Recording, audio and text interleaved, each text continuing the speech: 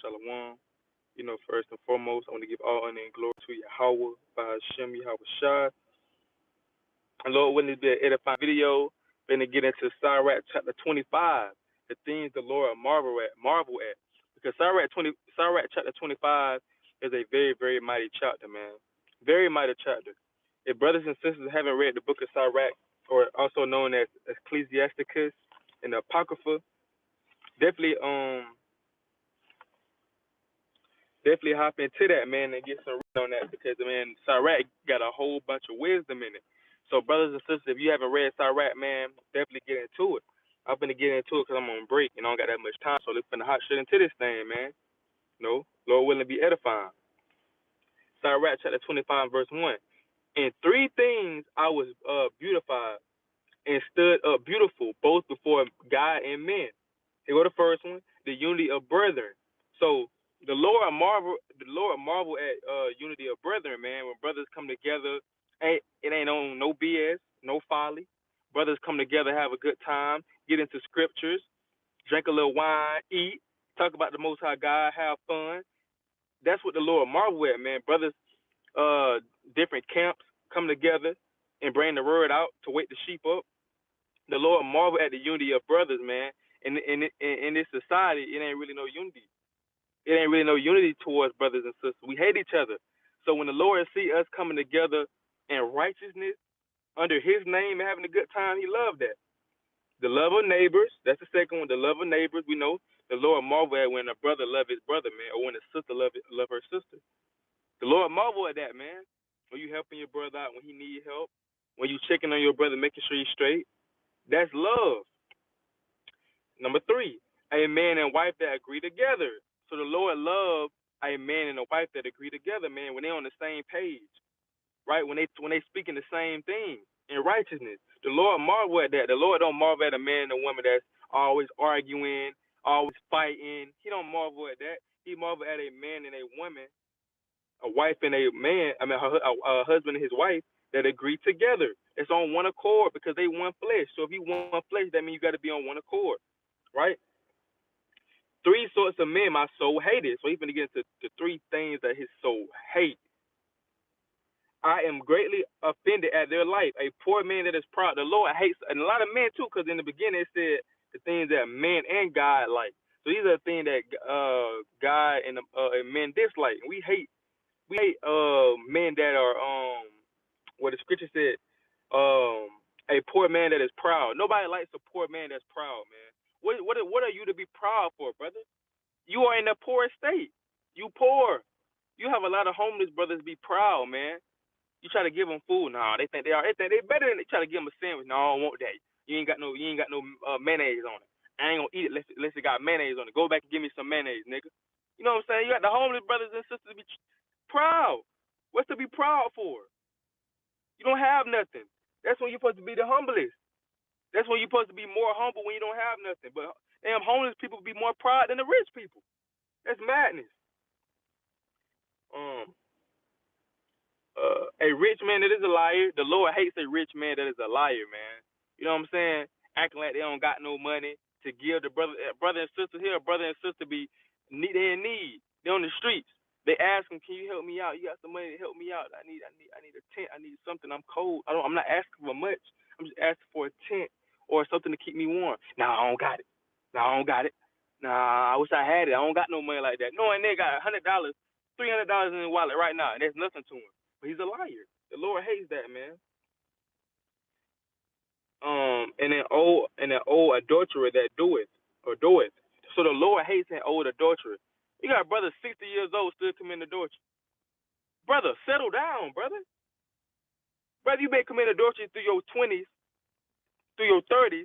You still 60 years old trying to, oh man, hey young buck, you ain't like me, man. All right, you can't do what I do, man. I'm still sleeping with these 60-year-old men bragging to 20-year-old men about sleeping with 20-year-old women. Committing adultery. She got a whole man. A whoremonger, man. 60 years old, walking with crutches. You know what I'm saying? People got to help him pee. He can't pee and he can't shower by himself. But yeah, he's talking about he's sleeping with another man's wife. That's madness, man. That's madness.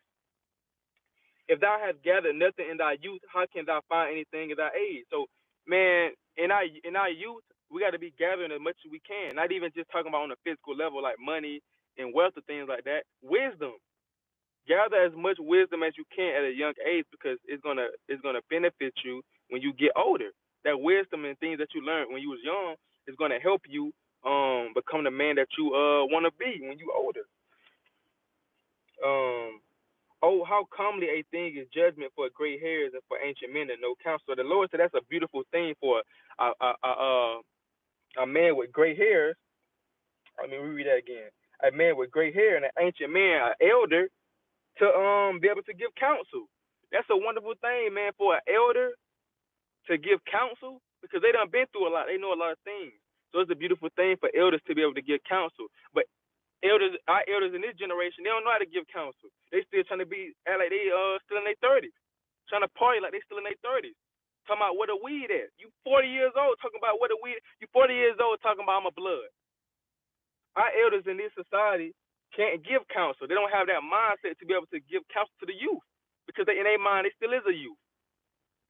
So the Lord says it's a blessing for elders to be able to give wisdom and counsel. Wisdom of old men and understanding and counsel to men of honor, right? Much experience is the crown of old men. Much experience is the crown of old men because, like I said, they old, especially like 70 years old. They done seen a lot. They done witnessed a lot of stuff, man. So they can give counsel. It'll be easier for them to give counsel because they seen everything. They done witnessed a lot. They've been on this earth longer than you, right? So it'll be easier for them to like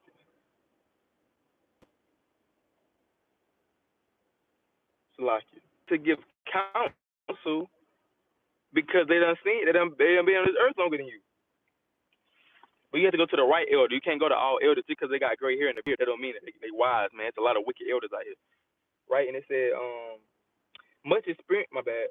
Much experience is the crown of old men, and the fear of God is their glory. There be 9 things which I have judged in my heart to be happy, and the 10th I utter with my tongue. A man that has joy of his children.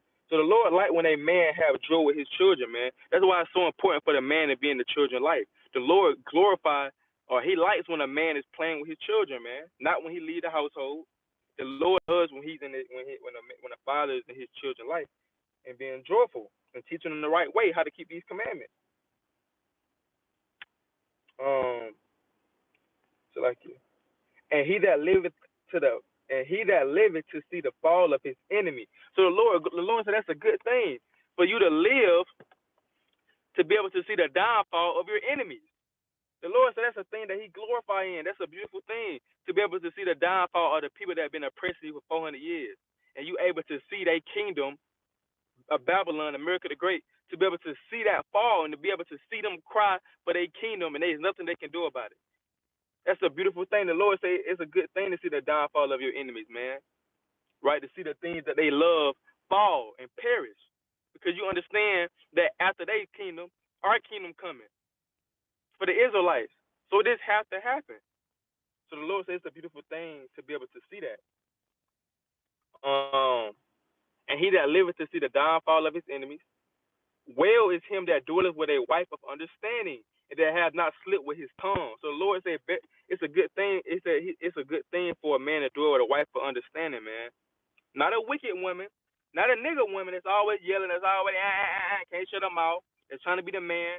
No, the Lord says it's good to dwell with a wife that have understanding. She have understanding that the man is over her in righteousness. She understand that, he got the Most High come first. She don't come first. The Most High come first, right? She understands that he's not gonna be in the mood to talk all the time. She understands that they got to keep the commandments. That's a wife that have understanding. Um, and blessed is my bad. Well is him that dwelleth with a wife of understanding, and that has not slipped with his tongue. Right? So the Lord say, blessed is that man that haven't slipped with his tongue, man. Right? And we gotta, as a man, we have to watch out how we talk towards our wives, man. We don't want to slip at the tongue, and then we have to apologize for something that we just said. We didn't really mean it. No, we gotta think before we speak. The Lord say, blessed is that man that never slipped at the tongue, man. That's something that we have to pray that we never slip at the tongue, or if you is a man and you have slipped at the tongue, make sure that you don't, pray that you don't slip at the tongue anymore, right? And it says, and have not served a man more unworthy than himself. So also blesses that man that haven't served a man unworthy than him, man.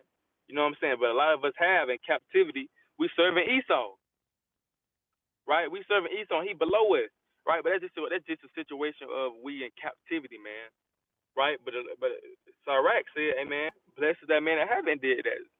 You know, so that's a beautiful thing, and we're not gonna have to do that in the kingdom of heaven. We're not gonna have to serve the so-called white man, so-called Arab man, so-called Chinese man. We're not gonna have to serve these men in the kingdom of heaven because we know they below us. We're not gonna have to serve them in the kingdom of heaven. So this is only temporary of what we're doing, having to serve our enemies. It's only temporary. It's not gonna be forever. Well is him that hath found prudence, and he that speaketh in the ears of them that will hear. Oh, how great is he that findeth wisdom! Wisdom! Yet is there none above him that feareth the Lord. So the Lord say, great is that man that found wisdom. Great is that man that found the Most High, man. You know what I'm saying? And the Bible says, there is none above him that feareth the Lord. So it ain't none above no man or woman that fear the Lord. You can't. What you gonna do with a man or woman that fear the Lord? What can you do with them? You can't do nothing with them. If they truly, truly fear the Lord and keeping his commandments, what can you do with that man or woman? If you plotting against them, what are you gonna be able to do with them? Because the Lord, he's gonna be on their side. The Lord gonna let them know what you're doing. He gonna let them know. He gonna reveal everything to them, even if you try to do it in the dark, try to be slick. The Lord gonna reveal everything to them. What can you do with a man or woman that fear the Lord? Nothing.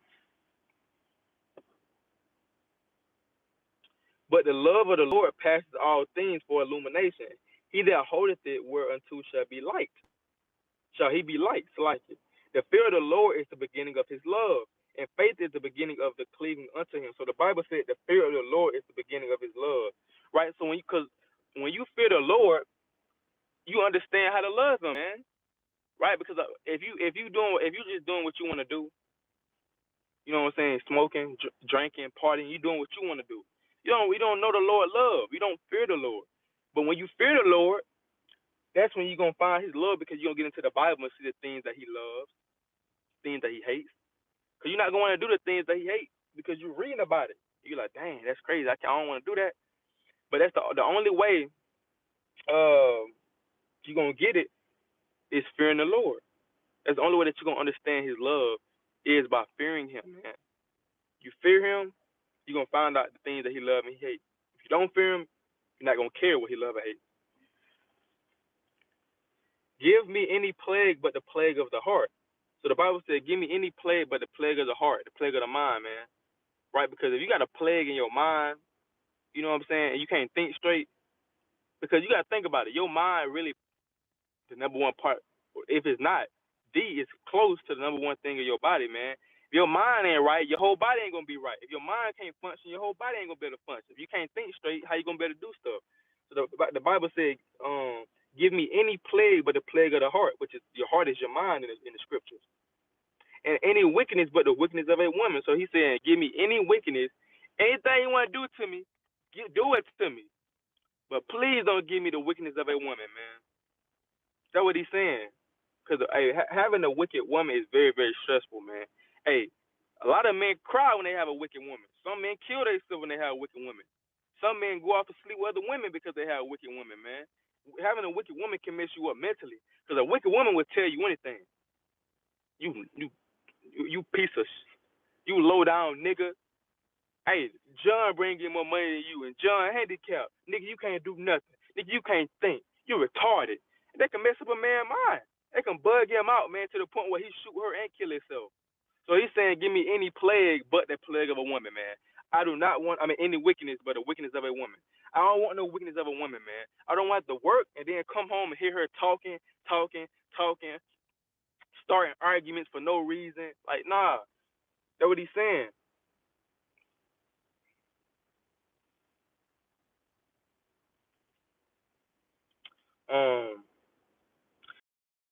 But the affliction from them that hate me, and any revenge but the revenge of enemies. So you don't want no affliction of them that hate you, man.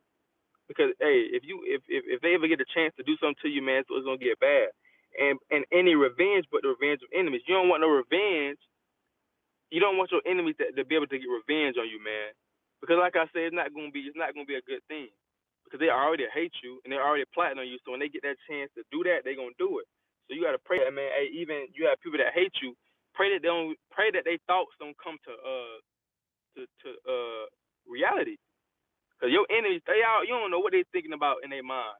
Your enemies think about crazy stuff. Somebody that dislike you or hating on you, they think about crazy stuff, man. So just pray that those things don't come to life of what they're thinking about. Yeah, I'm finna have to go back. I'm gonna get this. I'm gonna knock him out. There is no head above the head of a serpent. There is no wrath above the wrath of an enemy. See that? I had rather dwell with a lion and a dragon than to keep house with a wicked woman. So this man said, I'd rather dwell with a lion and a dragon to keep house with a wicked woman. Dwelling with a lion and a dragon. You see what I'm saying? That's how wicked a woman can have a man, drive a man crazy, having you spending all your money from your paycheck on her, right? She do something bad, she do something wicked, and you confront her about her doing something wicked. She'll have you thinking that it's your fault. She'll have you question like, damn, is she right? Is it my fault? Should I have talked to her like that? Should I have said something to her? Should I just kept it quiet? Damn, am I a wicked nigga? That's how a lot of women that have you, man. Not all of them, but a lot of women will have you like that. So that's why he said what he said. The wickedness of a woman changes her face and darkens her countenance like sackcloth. So it said the wickedness of a woman changes her face. So a lot of women, just say you have friends over or your family come over, she gonna change her whole countenance. She not gonna appear like that wicked woman she really is behind closed doors. She gonna act all nice. What you need? You need anything? You need me to make you something to eat? She changed her whole countenance. So like, damn, she ain't like this behind closed doors. But when family or things come around, or when friends come around, she wanna appear to be that Proverbs 31 woman. She only wanna be that Proverbs 31 woman when family and friends come around. But when friends not around, she wanna be wicked. She wanna be wicked. Her husband shall sit among his neighbors, and when he heareth it, shall sigh bitterly. All wickedness is but little to the wickedness of a woman. Let the portion of a sinner fall upon her. So if you're a brother and you're wondering, why do I keep getting wicked women? Why do I keep attracting these wicked women? Because you're not keeping the commandments. The Lord is constantly giving you these women because you're not keeping His commandments.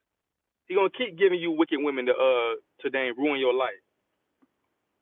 He's gonna keep giving you wicked women to ruin your life because you're not keeping the commandments. As the climbing up a sandy way is to the feet of the aged, so is a wife full of words to a quiet man. Stumble not at the beauty of a woman, and desire her not for pleasure. So the Bible said, don't stumble at the beauty of a woman, man. We know a lot of our women are very beautiful to look upon, right? You know what I'm saying? A lot of them, a lot of our women are very, very beautiful. They daughters of Zion. But the Bible said, don't stumble at the beauty of a woman, man. They can kind of give you that eye. They can look at you up and down. That could be a stumbling block, and she might have an old man. So the Bible said, "Don't stumble at the beauty of a woman, man. Don't let that be the only thing that you see when you look at that woman, right? Don't let that be the only thing that you want to go talk to her about because she's pretty, because that's gonna wear off. When you get old, she's gonna get wrinkly, right? She gonna be able to move like she's moved. All her body figure that you like is not gonna always be like that. You're gonna get saggy. So what's she gonna have to offer besides that then? If you just went to her for a beauty, what's she gonna have to offer besides that? A woman if she maintain her husband is full of anger, imputed and much reproach. So a woman that has to maintain her husband, she working while he home eating popcorn, right? She providing while he just chilling on the game. That make a woman angry, man. Right now she gonna feel like she wear the pants in the household. Now she gonna feel like she over the man now. They're gonna make a woman mad. A wicked woman obeyeth the courage, making a heavy countenance, and a wounded heart. A wounded heart.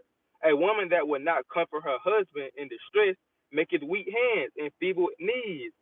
So if you a woman, you're not gonna comfort your husband when he bad, when he in distress, when he going through it in the spirit, fighting these demons, when he just lost his job. If you're not gonna comfort him, you're just gonna look at him crazy. You know what I'm saying? With your wig on, patting your head, You got your hands crossing your hands, tapping your feet to the ground. You know what I'm saying? What is you what are you here for? Because the women was made to be helpmates. You were made to help the man. So if you're not going to help him when he's down bad, what is you useless? You know what I'm saying? You might as well be useless because you were made to be a helpmate. You was made from the man. You was made to help the man, to be there for that man, not to just sit there and call him a nigga all day. Um, of the woman came the beginning of sin, and through her we all die. That's plain. Give the water no passage, neither a wicked woman liberty to guide abroad. If she go not as thou wouldest have her, cut her off from thy flesh and give her a bill of divorce and let her go.